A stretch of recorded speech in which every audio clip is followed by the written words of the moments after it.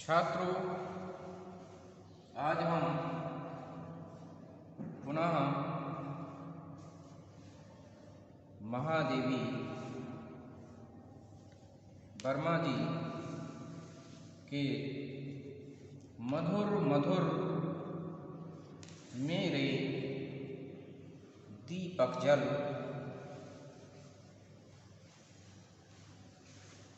को लेकर प्रस्तुत हुए हैं। यद्यपि इससे पूर्व भी इस कविता के कुछ अंश को हम प्रस्तुत कर चुके हैं।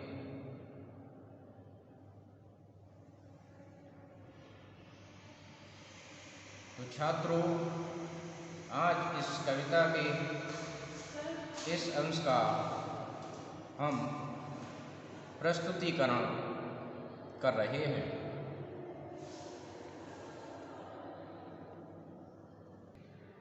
अगर पेपर हो ये इसमें तो यह महादेवी वर्मा जी का भी अत्यंत महत्वपूर्ण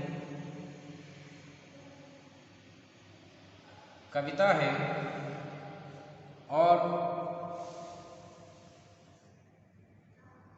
इसके विषय में आज हम चर्चा करेंगे।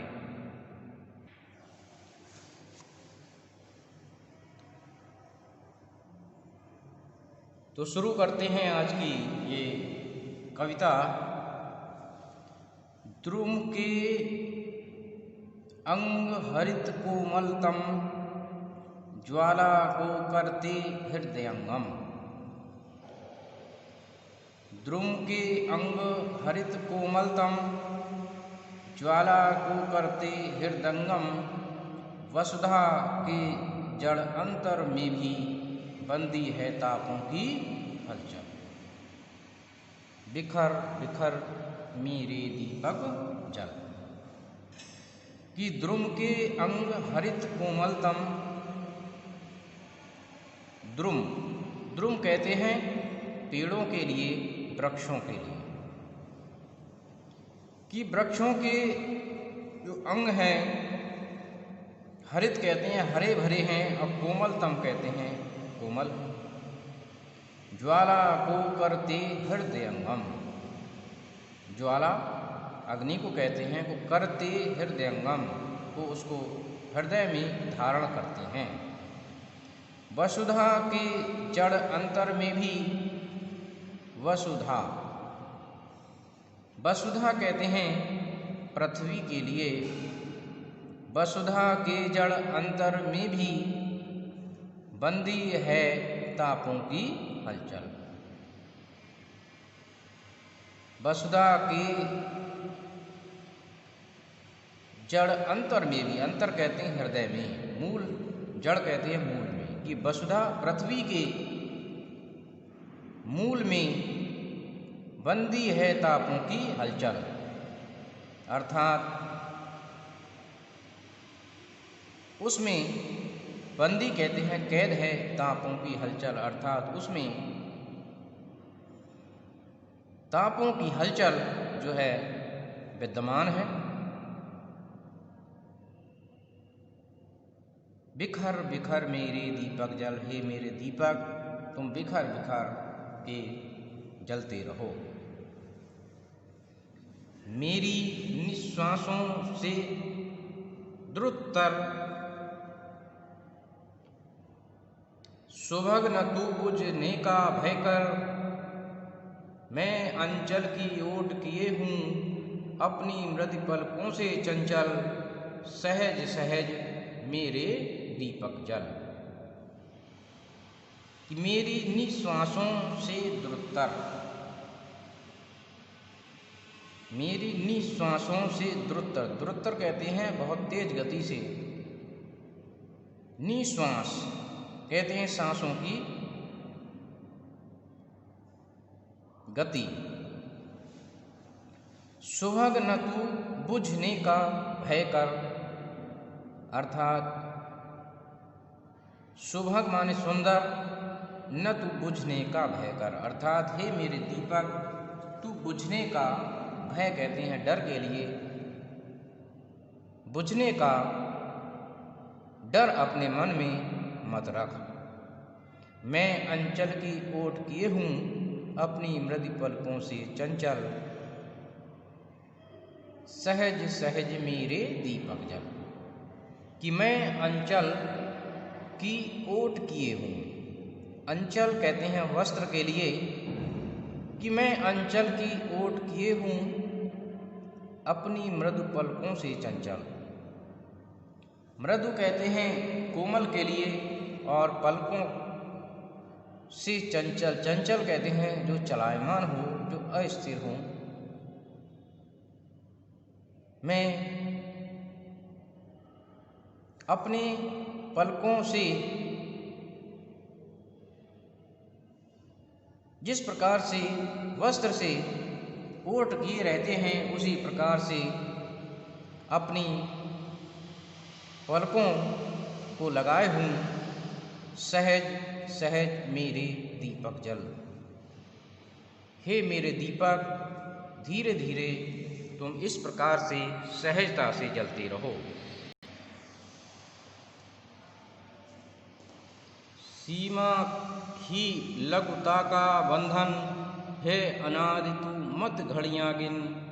मैं दृग के अक्षय कोशों से तुझ में भरती हूँ आंसू जल, सहज सहज मेरे दीपक जल।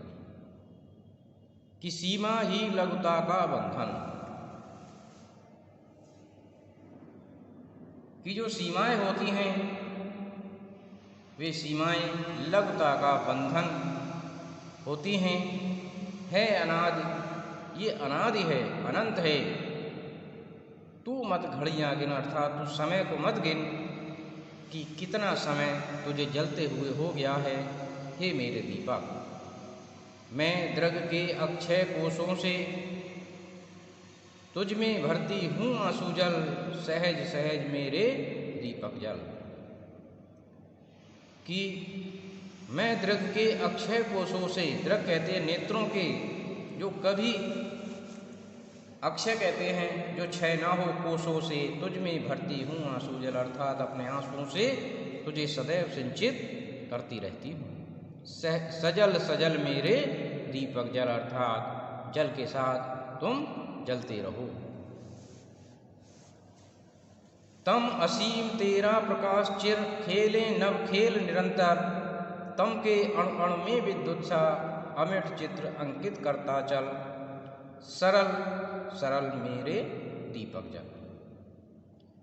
तम असीम तेरा प्रकाश चिर, तम कहते हैं अंधकार के लिए, कि असीम जिसकी कोई सीमा ना हो। कि हे मेरे दीपक, अंधकार असीम है, असीमित है, तेरा प्रकाश चिर, लेकिन यह भी बात है तेरा जो प्रकाश है वो हमेशा रहने वाला है, इसलिए तू जलता रहे। खेलेंगे नव खेल निरंतर, अर्थात जिस प्रकार से